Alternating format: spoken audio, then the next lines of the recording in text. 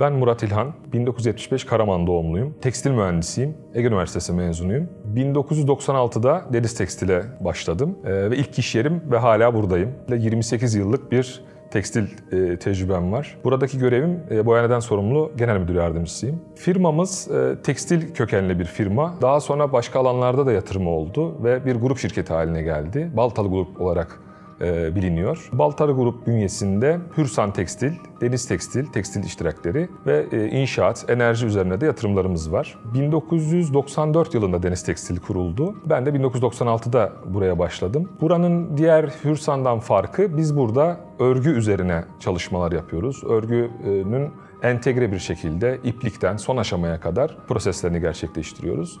Hürsan Tekstil ise ev tekstili üzerine çalışıyor. Yine entegre bir şekilde. Bizde iplik bölümümüz var, ring iplik tesisimiz var, vortex iplik tesisimiz var. İplik aşamasından başlıyoruz. Örgü işlemleri yine kendi bünyemizde yapılıyor. Daha sonra boyahane kısmına geliyor. Jet boyama dediğimiz çektirme üzerine ağırlıklı çalışmalar yapıyoruz. Yine boyahanemizde iplik boyama bölümümüz de var. İpliği boyalı işler de yapıyoruz. Daha sonra konfeksiyon bölümümüze kumaşlarımız gidiyor ve oradan ürün haline gelip %90'ın üzerinde ihracat şeklinde bir üretim şeklimiz var. Ağırlıklı müşteri gruplarımız Avrupa. Yani büyük oranda iş yaptığımız müşterimiz Bestseller grubu. Jack & Jones, Only, Veramodo olarak piyasada bilinen Bestseller grubunun biz Only grubuna ağırlıklı iş yapıyoruz. Boyahane kısmında tecrübemiz örgü terbiyesi üzerine. Tabii biz önce havlu ve örgü bir arada başladık. Yaklaşık 2013 yılına kadar bir arada tek boyahane olarak çalıştık. Daha sonra 2013 yılında Hürsan için ayrı bir boyahane kurup boyama proseslerini ayırdık. Deniz Tekstil sadece örgü terbiyesi üzerine, Hürsan ise havlu terbiyesi üzerine tecrübe haline geldi. Uzun yıllardır da bu alanda çalışma yapıyoruz. Bizim ürün akışımız şu şekilde: pamuğun tarladaki kısmı hariç diğer kısımların hepsi entegre olarak işletmemizde işlenebiliyor. Şöyle, balyalar halinde firmamıza pamuk gelir. Harmanallaş dediğimiz bölümde bu pamuklar harmanlanır, iplik haline getirilir iplik bölümümüzde. Bobinlenir ve çuvallandıktan sonra iplik prosesi biter. Bu aşamadan sonra bu ipliğin bir doku haline getirilmesi lazım. Örgü kısmında örgü makinelerinde ağırlıklı yuvarlak örgü kullanırız. Bir yüzey haline getirilir, bir kumaş haline getirilir. Eğer havlu ise havlu dokuma fabrikasına gider, orada dokunur ve havlu haline getirilir.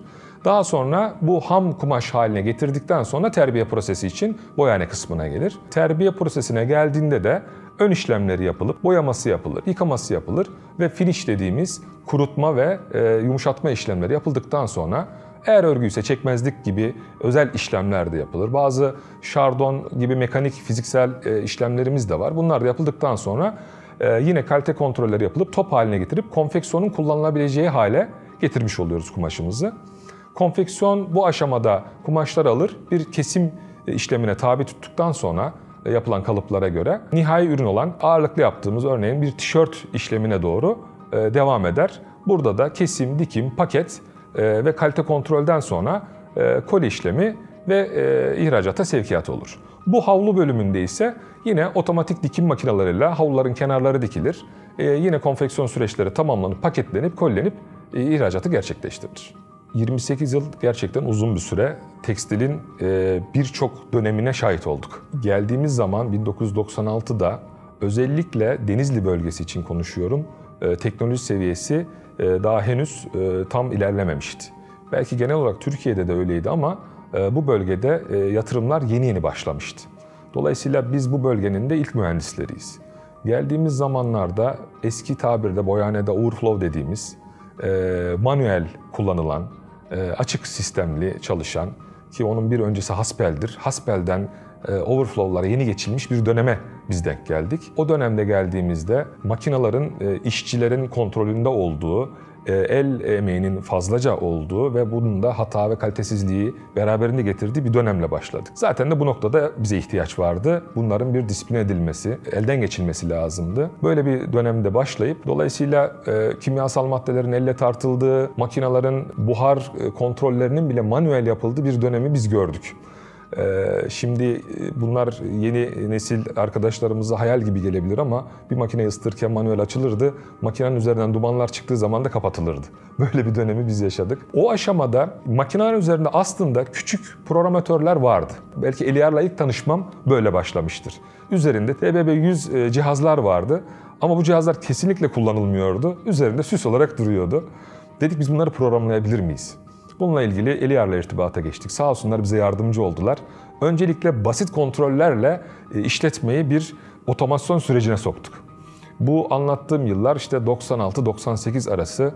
Henüz daha basınçlı makinelerin yeni çıktığı, otomatik makinelerin daha piyasaya girmediği dönemlerdi. Ama herkeste bu sancı vardı. Çünkü ihracata çalışıyoruz, yüksek kalite bekleniyor.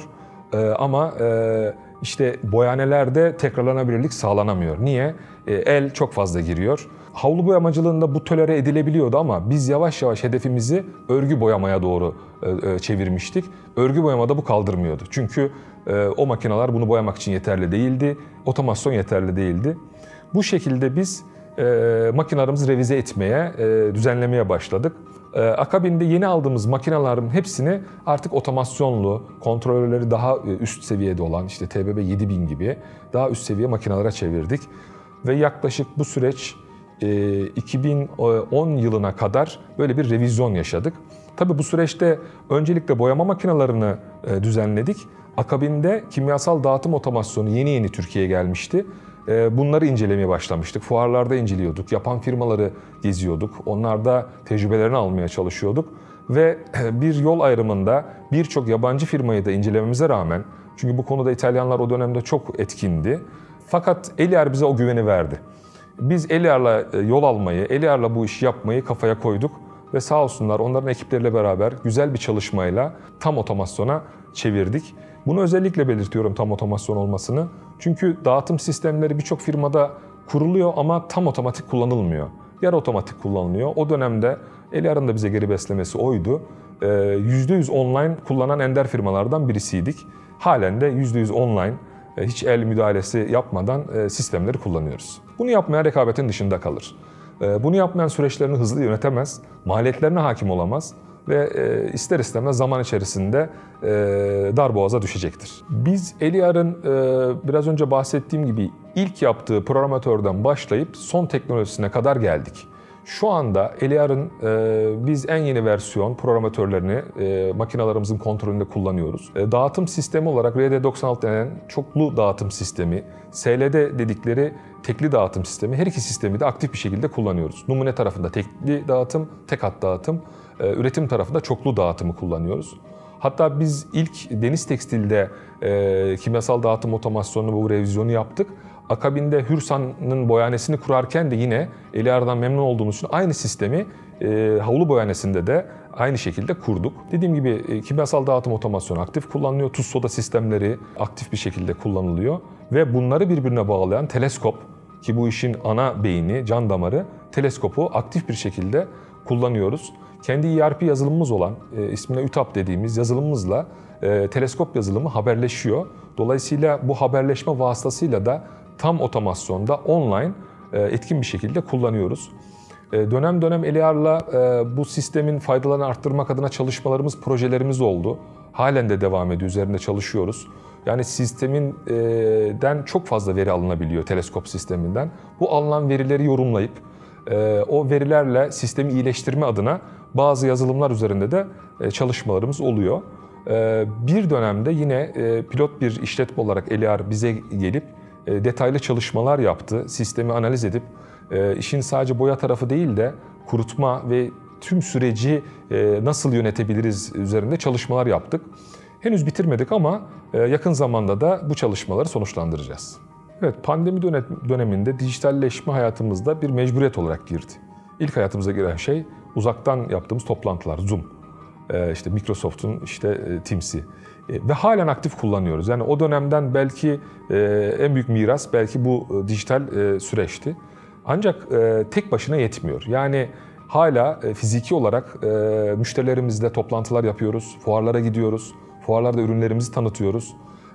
Bunun yeri başka. Bunu zaten pratikte de gördük. Yani online alışverişler artmıştı ama Pandemi süreci bitince hemen sokak alışverişleri, mağaza alışverişleri hızlandı. Çünkü insan sosyal bir varlık. Fiziksel temas, yüz yüze gelme hala çok kıymetli. Dolayısıyla gerek makine fuarları olsun, gerek ürünleri tanıttığımız fuarlar olsun, buralara etkin bir şekilde gidiyoruz. Ürünlerimizi eskiden valiz valiz götürürken şimdi dijital kataloglarla götürüyoruz. Birkaç örneğe götürüyoruz belki temas edilsin, dokunulsun diye ama birçok arşiv dijitalde. Oradaki görüşmelerimizi bu dijital süreçler oldukça hızlandırıyor. Firmamızı dijital olarak tanıtıyoruz. Dolayısıyla teknolojiyi hayatımıza doğru entegre edersek bunun faydasını maksimum alabiliyoruz. Türkiye tekstil sektöründe tabii ilk başlangıç noktası konfeksiyon bacağındaki ucuz işçilik gücüyle başladı. Uzun yıllar içerisinde teknolojiyi takip etmesi, gerekli yatırımları yapmasıyla beraber artık modaya yön veren, bu çalışmaları kendi bünyesinde yapan bir hale geldi. Eskiden bize moda tasarım çalışmaları hazır gelirdi ve o yapılan çalışmaların gerçekleştirilmesi istenirdi. Yani sadece fason üretim yapıyorduk açıkçası. Yapılan bu çalışmalar, gelişmeler neticesinde artık bizim tasarımlarımız, hazır yaptığımız tasarımlar inceleniyor, onların içerisinde modeller beğeniliyor. Bu büyük bir kazanım. Yani burada ciddi bir tecrübe var. Maliyetlerimiz yüksek, tek handikapımız bu. Fakat bu maliyet farkını yakınlık, hız ve servis olarak kapatmaya çalışıyoruz. En büyük avantajımız budur. Avrupalı bize geldiği zaman artık entegre bir şekilde her şeyi bir arada bulabiliyor. Bizim avantajımız bu. Firma olarak da biz böyleyiz. Bütün ürünleri tek bir yerde olması ona güven veriyor. Bakıyor, ipliği bizde, boyaması bizde, konfeksiyonu bizde. Bu müthiş bir güven. En azından ürünü zamanında alabileceğini biliyor. Belki dışarıdan %5-10 fazla olabilir, o önemli değil. Zamanında alacağını bildiği için bizle devam ediyor.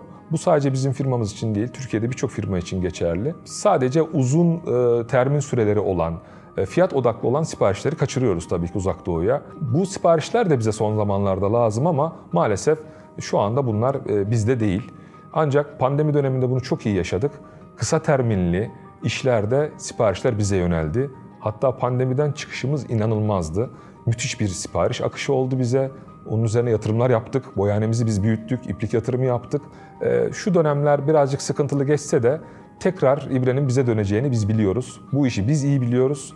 Teknolojiyi takip ediyoruz. Dolayısıyla uzun yıllar tekstil sektöründe belirleyici biz olacağız. Türkiye'de tekstil eğitimi, ben Ege Üniversitesi mezunuyum. Çok eski bir üniversite, 1965 yılında kurulmuş. Tekstil konusunda da oldukça donanımlı bir eğitim veren, kendi içerisinde işletmesi olan bir okuldan mezun oldum. Bununla her zaman gurur duyarım. Onunla beraber bizim dönemimizde İstanbul Teknik Üniversitesi'nde, Bursa Uludağ Üniversitesi'nde üniversite seviyesinde eğitimler verilmekteydi, halen de veriliyor. Tekstilin yükseldiği dönemde bu tekstil mühendisliği bölümleri oldukça hızlı bir şekilde çoğaldı. Bu gayet normaldi çünkü bununla ilgili bir talep vardı. Tekstil liseleri açıldı, üniversiteler bir anda açıldı. Fakat 2005'e doğru genel yaşanan bir tekstildeki kriz nedeniyle bu açılan üniversiteler yeterli talebi görmedi. Tekstilden yaşanan krizler tabii ki velileri, öğrencileri etkiledi ve tekstil tercih edilmeyen bir bölüm haline geldi. Üzülerek okulumuzun puanları düştüğünü gördük. Bizler çok yüksek puanlarla seçilerek geldiğimiz okullardan artık talep görmediğini, bazı üniversitelerin bölümü açacak öğrenci bulamadığını gördük. Dolayısıyla hayatın doğal akışıyla beraber bu fazladan açılmış bölümler zaman içerisinde kapandı. Bu da çok doğaldı. Çünkü bununla ilgili yeterli altyapı da hoca kadrosu da olmadığı için eğitim de yeterli değildi. Biz yönetici pozisyonuna geldiğimiz zaman hala eski bildiğimiz üniversitelerden öğrencileri tercih ediyorduk. Çünkü yeni üniversitelerdeki eğitimleri yeterli bulmuyorduk. Doğal bir şekilde de bu üniversiteler yavaş yavaş kapandı. Şu anda biz üretim tarafında, mühendislik tarafında ihtiyacımız hala var. Tekstil mühendisliği bölümü tercih edilmeli. Nedense yanlış bir algı var. Sanki Türkiye'de tekstil bitmiş gibi bir algı var ama hala ihracatın ikinci sırasında tekstil var. Yani bunu öğrenci arkadaşlarımız, bununla ilgili bir gelecek düşünen yatırımcılarımız ihmal etmesinler. Tekstil hala bu ülkenin en önemli gelir kaynağı. Dolayısıyla bununla ilgili altyapı ve eğitim çalışmalarına önem verilmesi lazım. Bu çalışmaların da lise tarafında başlaması gerekiyor. Biz Denizli'de bununla ilgili çalışmalar yaptık. Organ Sanayi Bölgesi'nde bir tekstil lisesini özelleştirerek bir kolej haline getirdik. Ve çok kaliteli bir eğitimle kendi tekstil öğrencilerimizi burada yetiştirmeye başladık. Tabii üniversiteye de öğrenci gönderiyoruz. Okumak istemeyen arkadaşlarımızı da hızlı bir şekilde sanayiye kazandırıyoruz. Bu inanılmaz bir şekilde ihtiyacımız. Yeni nesil işletmeleri çok tercih etmiyor. Bunu yaşıyoruz, görüyoruz ama biz tercih edilen hale getirmeye çalışıyoruz. İşletmelerimiz o eski hallerinde belki büyüklerinin anlattığı şekliyle karanlık, kötü ortamlar değil. Öğrencilerimizin gelip bunları görmesi lazım. Pırıl pırıl hale getirdik. İşletmeler artık bu ihtiyacı sağlaması lazım üniversitelerden, liselerden. Şimdi eğitim konusunda Türkiye gerçekten önemli bir noktada. Bu da şundan dolayı hala üretim var. Yani tekstil üretimi hala Türkiye'de. Dolayısıyla üniversiteler gerek staj dönemlerinde gerekse diğer zamanlarda teknik ziyaretlerle tekstili görerek öğreniyor. Bu çok önemli bir faktör. Şunu örnek vermek isterim. Bizim ağırlıklı müşterimiz olan Bestseller grubunun kendi akademisi var, Bestseller Akademi diye. Burada kendi satın alma ekiplerini yetiştiriyorlar, eğitimler veriyorlar. Tek veremedikleri eğitim, üretim. Yani burada üretimi öğretemiyorlar çünkü Danimarka'da bununla ilgili bir üretim tesisi yok. Dolayısıyla bizim bir işbirliğimiz var Bestseller Akademi grubuyla. Her yıl 2-3 sefer buraya bir teknik gezi düzenliyorlar. Biz işletmelerimizde akademiden gelen tekstil öğrencilerine tekstili yaşayarak öğretiyoruz. Dolayısıyla halen tekstil öğrenmeye Türkiye'ye gelirken yurt dışındaki insanlar Türkiye bunun kıymetini bilmesi lazım. Sürdürülebilirlik öncelikle son zamanlarda yaşanan dünyamızdaki çevresel sorunlar neticesinde çıkmış. Sanki bir çevre konusuymuş gibi anlatılsa da ağırlığı belki buradan ilerlemekle beraber sürdürülebilirliği bir bütün olarak bakmamız lazım. Sürdürülebilirlik, İnsan kaynaklarının sürdürülebilirliği de bu konuya girer. Sanayinin ayakta kalması, devam etmesi de sürdürülebilirliğe girer. Ve çevreyi tabii ki kirletmememiz de sürdürülebilirliğin ana temalarından birisidir. Biz de herkes gibi sürdürülebilirliği ilk önce çevre temasından ele aldık. Çünkü boyahane işletmemizde olduğu için müşterilerimizin de yönlendirmesiyle konu ilk olarak boyahane tarafında, benim de olduğum kısımda başladı. Burayla ilgili biz zaten hazırlıklıydık. Çünkü boyahanemiz özellikle kalite konusunda ISO 9001 süreciyle başlayıp üzerine 14001 belgesiyle beraber, çevre yönetim sistemi olan 14001 belgesiyle beraber çalışmalarına devam ediyordu. Bunun üzerine tabii iş güvenliği, diğer enerji standartları, bilgi güvenliği standartları da ekleyerek entegre bir yönetim sistemini zaten halihazırda çalıştırmaktaydık. Sürdürülebilirlik temalarıyla beraber bu konuları pekiştirdik. Sürdürülebilirliğin bizden istediği özellikle atık konusuyla ilgili zaten standartlarımız gereği limitlerin içerisinde bir atık yönetim sistemimiz mevcut. Tabii enerjiyi verimli kullanmak ana işlerden birisi haline geldi. Bunun bir maliyet bacağı zaten vardı. Yıllardır bununla uğraşıyoruz ama işin çevre bacağı da girince bundan 5-6 yıl önce yine ilklerden sayılırız. Güneş enerjisi yatırımlarımızı yapmaya başladık. Bölgede ilk tarla güneş enerjisi yatırımını yapan firmalardan birisiyiz. Halen aktif bir şekilde işletmekteyiz. Akabinde çatı GES sistemlerini kurmaya başladık. Bu hem karbon ayak izi bizi düşürmek hem sürdürülebilirlik faaliyetlerimizi ilerlemek adına yaptığımız faaliyetlerimizden birisidir. Halen de devam etmektedir yatırımlarımız. Çünkü sıfır karbon için çalışmalarımız sürüyor. Bu işin enerji tarafı bu sürdürülebilirlikle ilgili böyle sürüyor. Diğer taraftan müşterilerimizin bizden beklentisi sürdürülebilir elyaf, iplik ve kumaş üzerine büyük beklentileri vardı. Yine entegre firma olmamızın avantajıyla beraber sürdürülebilir elyaflarla ilgili ciddi çalışmalar yaptık. Bunlarla ilgili firmalarla işbirliği içerisinde elyaf aşamasında sürdürülebilir elyafları alıp bunlardan iplik üretip ve akabinde örgü ve konfeksiyona doğru giderek sürdürülebilir ürün gamına şu anda ulaştık. Halen de çalışmalarımız devam ediyor. Bununla ilgili iplik yatırımlarımızda Vortex iplik tesisi kurduk. Burada sürdürülebilir elyafları işlemek çok daha bizim için kolay oluyor. Dediğim gibi yani işin hem tekstil tarafında hem enerji hem çevre tarafında sürdürülebilirlik çalışmalarımızı sürdürüyoruz. Tabii bunları sözde yapmıyoruz, belgelendiriyoruz da. Popüler olarak son zamanlarda bilinen STEP belgesini firmamıza kazandırdık. Ciddi bir süreçtir STEP'i almak. Bu süreci tamamladık ve şu anda STEP belgesiyle çalışıyoruz. Yine HIG Index puanlarımız oldukça yüksek. Müşterilerimizin 3 yıl önce talep etmesi üzerine HIG denetimlerine girdik. Puanlarımız oldukça yüksek seviyede ilerliyor. Çünkü biz sadece müşteri istediği için değil, buna inandığımız için yapıyoruz. Halihazırda hazırlıklı olduğumuz için bu belgelendirme süreçlerimiz de oldukça hızlı ilerliyor ve sistemimize bunu kazandırıyoruz. Şimdi sürdürülebilirliğin devam ettirilebilmesi için sistemin izlenmesi en önemli faktörlerden birisi. Gerek atıklarınızın gerek enerjinizin izlenmesi gerekiyor. Bununla ilgili Eliar'ın izleme sistemleri inanılmaz bizim için faydalı. Eliar'ın da bu konuda Sustain the Future üzerine bir çalışması var. Böyle bir konsept geliştirdi. Bunu yürekten destekliyoruz. Çünkü izlemediğiniz şeyi yönetemezsiniz.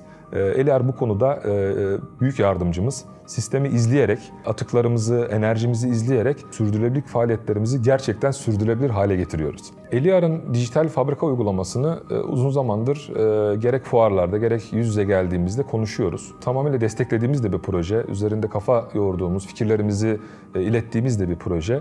Umarım gelecekte devreye alınır ve kullanma şansı buluruz. Çünkü temennimiz çok karmaşık proseslerden oluşan tekstil sürecinin tamamıyla yönetilebilir olması. Yani her aşamasına hakim olmak isteriz. Dijital fabrika vizyonunda da yine bu hedef var. Aslında otomotivde uygulanan, karanlık fabrika diye tabir edilen bir hedef hayal ediliyor. Tekstilde neden olmasın? Yani bu tekstilciler buna biraz mesafeli yaklaşabilir. Bizim süreçlerimiz çok karmaşıktır. Mutlaka insan eli dokunması gerekir diyebilirler ama firmalara büyük avantaj sağlayacağını düşünüyorum. Çünkü çağımız hız çağı. Yani ne kadar müşterimize hızlı dönebiliyorsak, bir problemi ne kadar hızlı fark edip kaynağında müdahale edebiliyorsak o derece avantajlı hale geçiyoruz. Bu proje sadece bir hayal, bir fantezi değil, gerçekten başarılabilir, hayata geçirilebilir bir proje. Sadece insanların inanıp, güvenip destek vermesi lazım. Kendimiz alışverişlerimizi yaparken sürdürülebilir ürünlerden yapılmış kıyafetleri tercih etmemiz, daha dayanıklı ürünleri tercih etmemiz geleceğimiz açısından çok daha avantajlı olacaktır. Eliar uzun yıllardır işbirliği yaptığımız, çalışmaktan da çok mutlu olduğumuz, kafa yapılarımızın da uyduğu bir firma. Bu yıl 40. yılını kutluyor. Öncelikle tebrik ediyorum. Nice 40 yıllara diliyorum. 40 yıl boyunca tekstil sektöründe ayakta kalabilmek büyük bir başarı. Günümüzde bu yeni nesle devretme 30 yılı geçmiyor. Firmalar 30 yıldan fazla yaşamıyor ama 40 yıldır aynı sektörde başarıyla ayakta durmak gerçekten takdire şayan bir durum. Öncelikle bunu takdir ediyorum, tebrik ediyorum.